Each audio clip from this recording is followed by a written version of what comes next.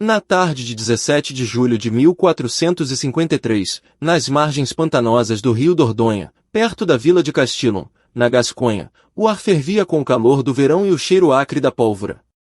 John Talbot, conde de Shrewsbury, o mais temido comandante inglês de sua geração, esporeou o cavalo e ordenou a carga contra o acampamento francês, sem armadura, pois havia jurado nunca mais erguer armas contra o rei da França que um dia o capturara.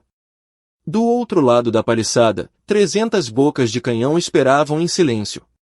Quando a cavalaria inglesa avançou pela estreita passagem, a artilharia abriu fogo. As balas de ferro rasgaram fileiras inteiras de homens e cavalos de uma só vez. Talbot caiu com a montaria batida sobre ele, e um soldado francês o liquidou com um golpe de machado enquanto jazia preso no lodo. Aquela tarde não encerrou apenas a vida de um velho general. Encerrou 116 anos de guerra entre Inglaterra e França, o conflito mais longo da história europeia, mal chamado de Guerra dos 100 Anos. E selou o fim de uma era, a idade do cavaleiro a cavalo, varrida do campo de batalha pelo trovão da pólvora. Para entender por que dois reinos sangraram por mais de um século, é preciso voltar a 1º de fevereiro de 1328.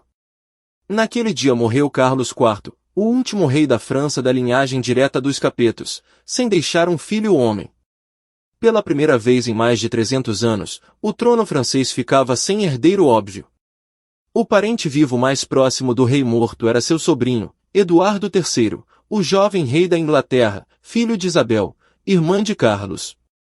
Mas a nobreza francesa recusou-se a aceitar um inglês, e ainda por cima através da linha feminina. Invocaram um princípio jurídico antigo, a chamada Lei Sálica, segundo a qual a coroa não podia ser herdada por meio de uma mulher. Coroaram em seu lugar um primo, Filipe de Valois, que se tornou Filipe VI. Por alguns anos, Eduardo engoliu a afronta. O problema é que os reis ingleses não eram apenas reis, eram também duques da Aquitânia, senhores de um vasto e rico território no sudoeste da França. E, como duques, deviam homenagem feudal ao rei francês. Era uma contradição insustentável, um rei obrigado a ajoelhar-se diante de outro rei. Havia ainda o dinheiro. A lã inglesa alimentava os teares de Flandres, a região mais industrializada da Europa, e Flandres orbitava politicamente a França.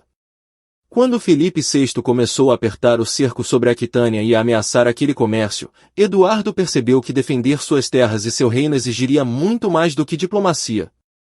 Em 1337, Filipe declarou confiscada a Aquitânia. Eduardo respondeu com o gesto mais audacioso possível. Proclamou-se ele próprio o legítimo rei da França, esquartelando em seu brasão os leões ingleses com as flores de lis francesas. Não reivindicava um pedaço de terra. Reivindicava o trono inteiro. A guerra havia começado, e ninguém imaginava que ela atravessaria 5 gerações. A guerra começou no mar.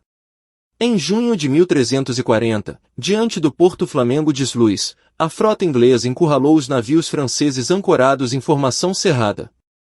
Os arqueiros ingleses, atirando de plataformas elevadas, transformaram os conveses inimigos no matadouro antes mesmo do abordamento. Dizia-se, na expressão sombria da época, que tantos homens morreram afogados que, se os peixes soubessem falar, falariam francês. Com aquela vitória, a Inglaterra garantiu o controle do Canal da Mancha e a liberdade de desembarcar exércitos em solo francês quando bem entendesse.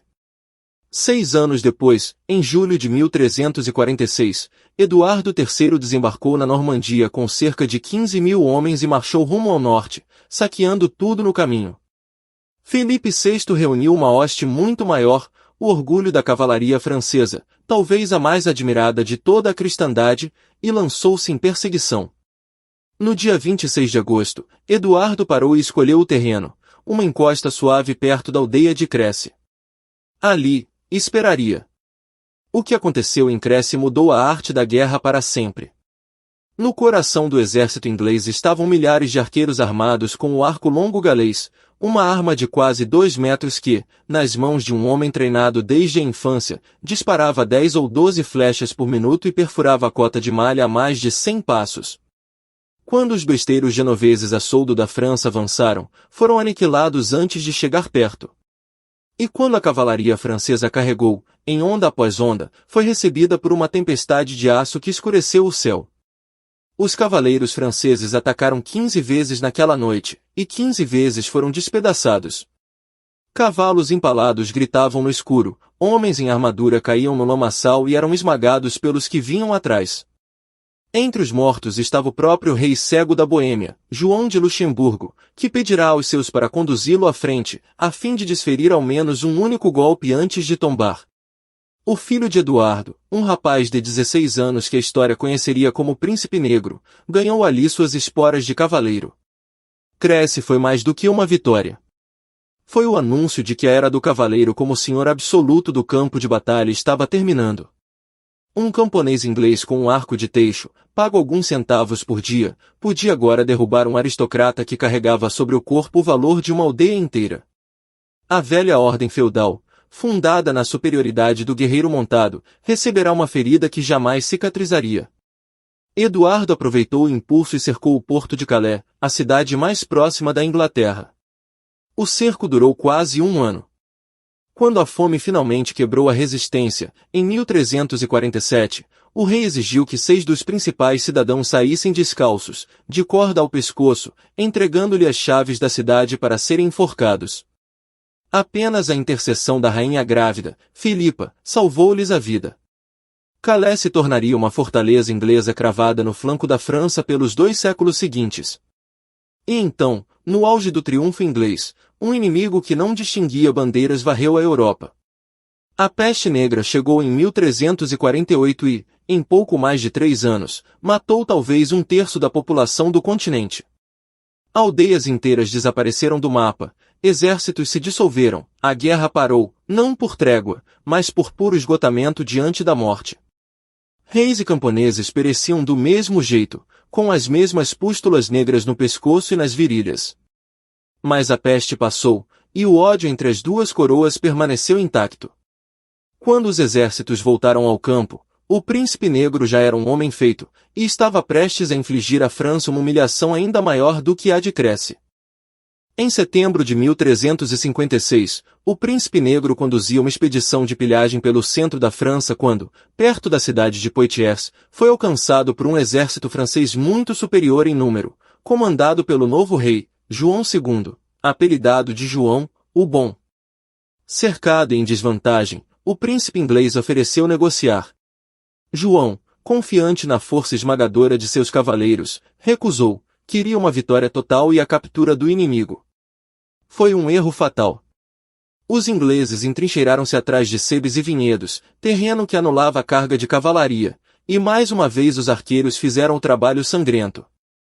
A nobreza francesa, desmontada para evitar a chacina dos cavalos, avançou a pé sob o peso das armaduras e foi massacrada metro a metro. Ao fim do dia, o impensável havia acontecido.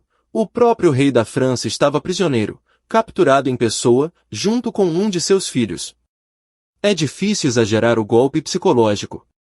O ungido de Deus, o soberano de cuja pessoa emanava toda a ordem do reino, foi levado a Londres como troféu, exibido pelas ruas e mantido num cativeiro dourado. A França, decapitada de sua liderança, mergulhou no caos. O resgate exigido por sua libertação somava uma quantia astronômica, 3 milhões de coroas de ouro, o bastante para arruinar o reino por uma geração. Em 1360, esgotada, a França assinou o Tratado de Bretigny.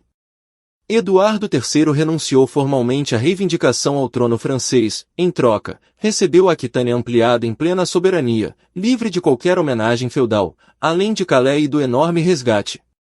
Era a paz dos vencedores. Quase 1/3 do território francês passava ao controle inglês. Parecia o desfecho definitivo, o triunfo absoluto da Inglaterra. Mas a França sangrava por dentro.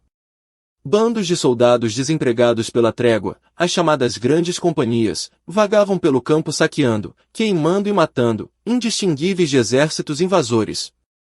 Em 1358, os camponeses do norte, esmagados por impostos e humilhados por uma nobreza que falhara em protegê-los, ergueram-se na revolta sangrenta conhecida como a Jacquerie, e foram massacrados sem piedade.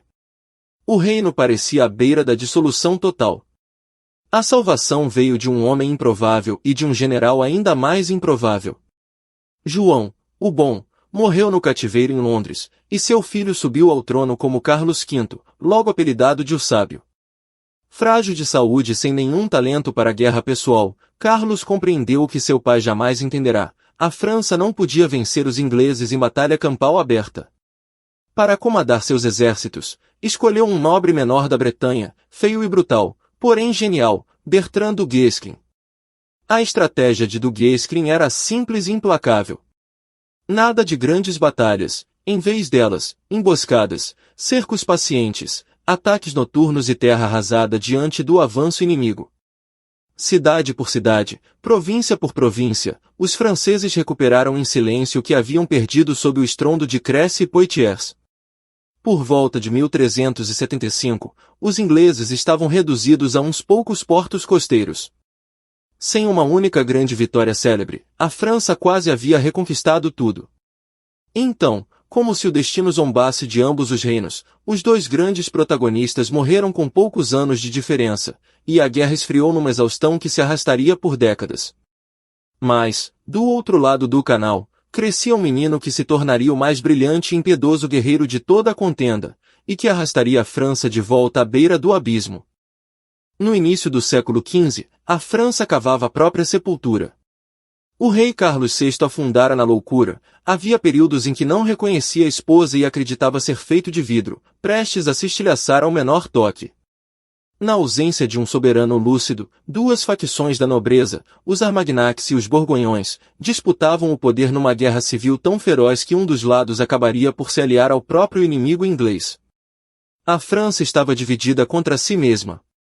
Foi nesse reino fraturado que desembarcou, em 1415, um novo rei inglês, Henrique V.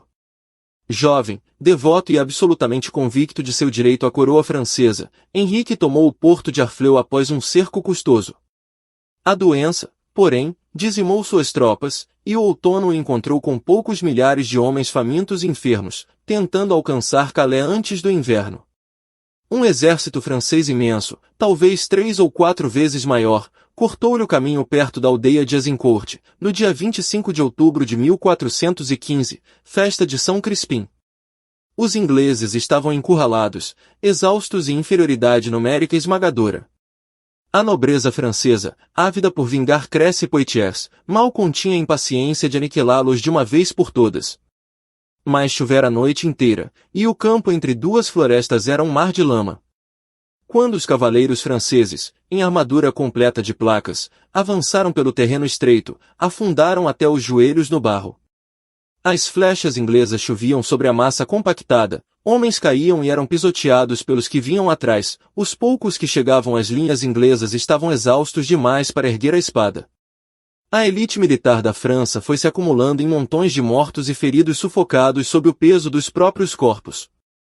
No meio da batalha, temendo um contra-ataque com tantos prisioneiros às suas costas, Henrique deu uma ordem brutal: matar os cativos.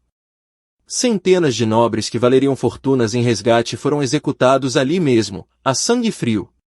Quando o sol baixou sobre Azincourt, milhares de franceses jaziam mortos, entre eles boa parte da alta aristocracia do reino. Foi uma das derrotas mais catastróficas de toda a história militar francesa.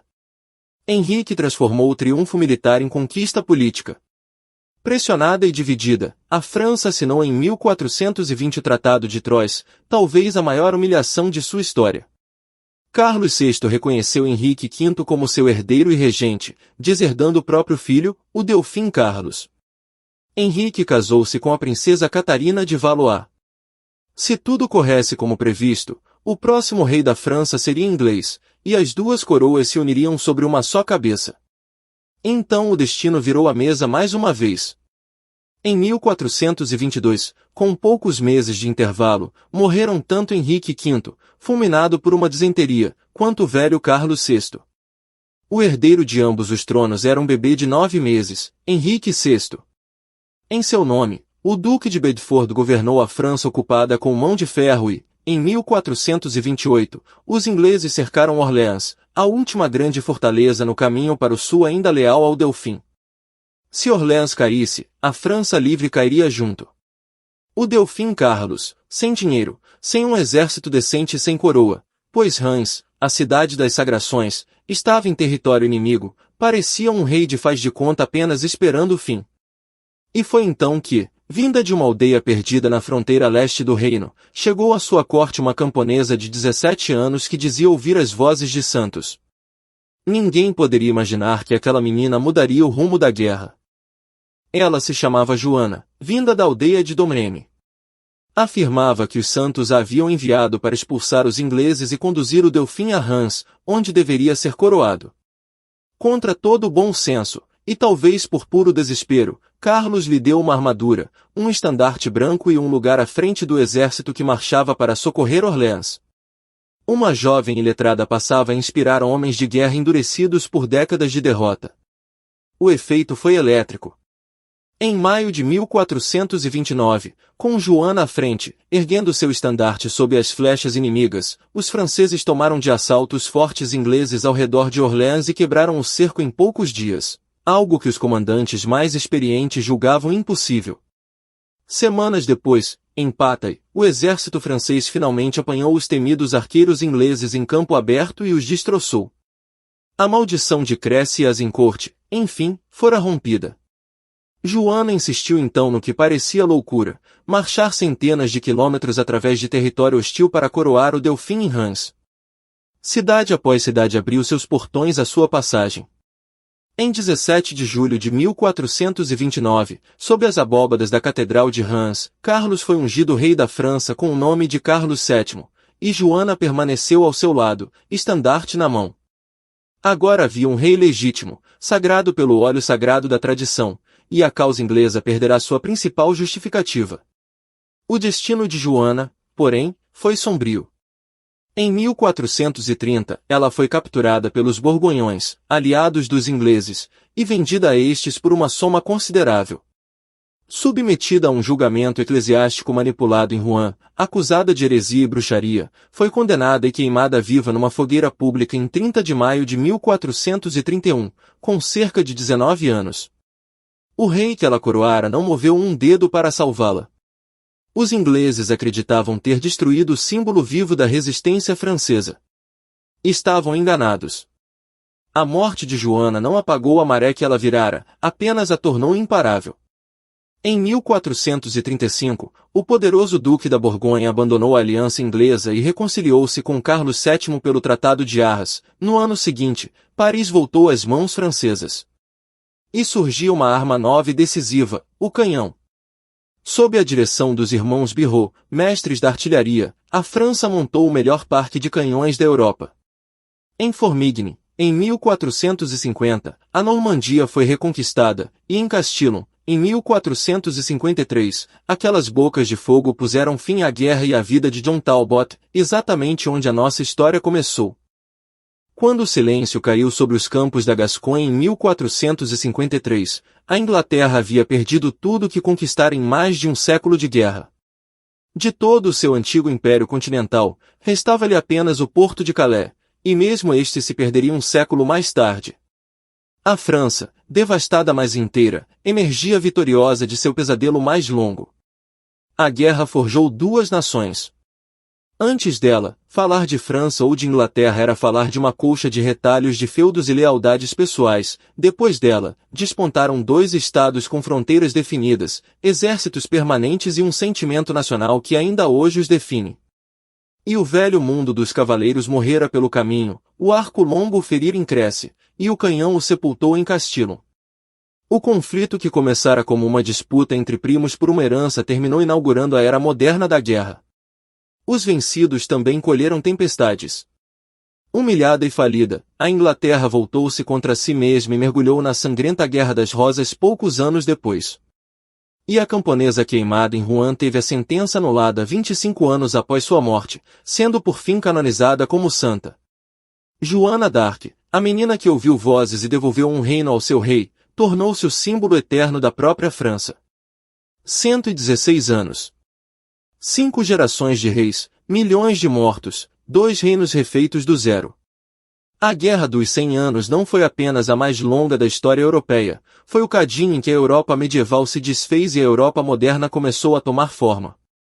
Se esta história te prendeu, inscreva-se no Registros Perdidos e ative o sininho, porque o passado guarda muitos outros mundos esquecidos, à espera de serem redescobertos.